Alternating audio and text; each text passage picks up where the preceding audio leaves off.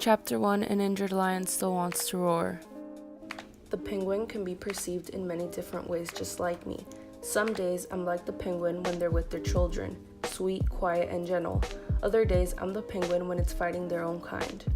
As a result, I will be aggressive yet in a harmless way, and there's more to me than what it seems to be. The penguin reminds me a lot of the yin-yang sign, black being the bad, white the good. There's a lot of good to me, and many can confirm that for you, but there's a couple of individuals that try to find what isn't so great about me. I'm generally a very calm person, but there's obviously things that can tick me off. I'm usually very forgiving and kind-hearted, but I stopped letting people take advantage of that.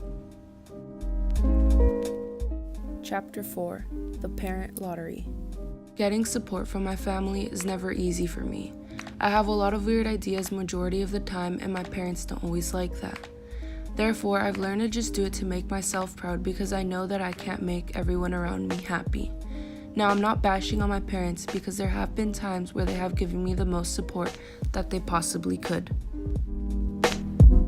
Chapter 7: I never made it to the NFL. I believe that the person that wants the best for me is myself. I know what I want, and there's only two people that push me to get there. Throughout my 16 years, my biggest critics have been my parents. My parents don't always agree with what I want, and it always takes me a long time to finally convince them that it'll be great. A lot of times when I'm satisfied with something, they always say I could have done better and to not just be okay with it if it's not the best I could have gotten. For example, with grades or school, but with pretty much anything I do. It still annoys me how much they do critique me, but at least I know they care. Chapter 11: The Happiest Place on Earth. Summer of 2016, I had fallen into a deep depression. I hadn't even realized it at the beginning. I was in the car with my mom, and I burst out into tears. I told her everything I felt and what was going through my head. She soon told my dad, and they were able to get me the help that I needed. They were able to help me break down this brick wall because I know I wouldn't have been able to do it alone. Of course, it's not completely torn apart, there's still pieces to it that I need to break down, but it's a work in progress, and I'm really glad that I have the parents I do, because without them, I know that I would be in the same place I was about a year ago. Chapter 21: J. Getting along with others is very important to me. It makes things easier in the long run. Of course, difficulties can always come in any type of relationship. You just have to know how to work things out. I love each and every one of my friends because they always help me out. Even when I'm not on good terms with them, I let them know that I will help them whenever they need it. I'll always go out of my way to let them know I care and cherish them. I tend to forgive them when they have done something to hurt me, but to an extent. There's not one relationship that is perfect. Everything can be going fine, and then out of nowhere, everything can take a turn. It's something that makes you feel so horrible. I lost one of the most valuable friends during this school year. I simply don't know what went wrong, but the confusion soon led me to stop dwelling on it. Plus, I had other great friends to help me not think about it. Chapter 24: A Recovering Jerk. Everyone at one point has been a jerk. People have judged you for that, yet you have also judged them for it. When I was younger, it was hard for me to admit I was wrong. I always wanted to be right even if I knew I was wrong. In my mind, being wrong was losing. I was a very stubborn child. It's easy for me to accept being wrong now, because you can't always be right. It's the most simple thing to do, and I don't see why it's so hard for people to do it. I think that not being able to admit to things makes you a jerk.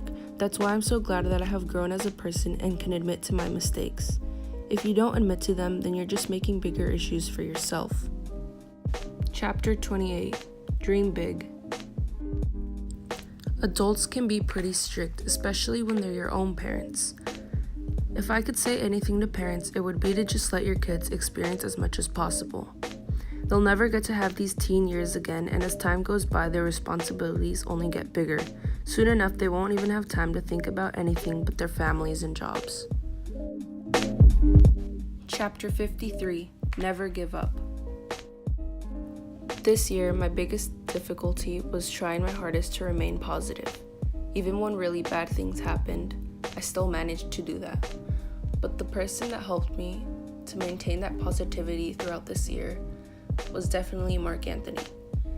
I really do not know what I would have done without him because he helped me out with so much.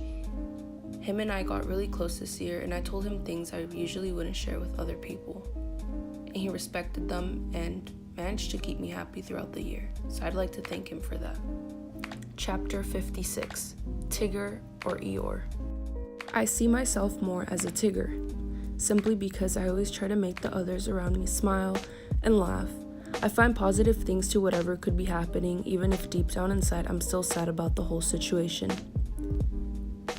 I know that if I'm sad and I start to think negatively, I will just make the whole situation even more worse for myself. Nobody is always happy. That's impossible to do or be. I can say that at least I'm trying to have a positive mindset. Chapter 61, The Dreams Will Come to You. The best advice I could give to someone is for them to always be the bigger person. Never stoop down low to someone's level of shittiness. It can be tempting to do the same thing back to someone that hurt you. Yet that would hurt them back, and there's no need for that. When you come out as a bigger person, they can't be mad at you.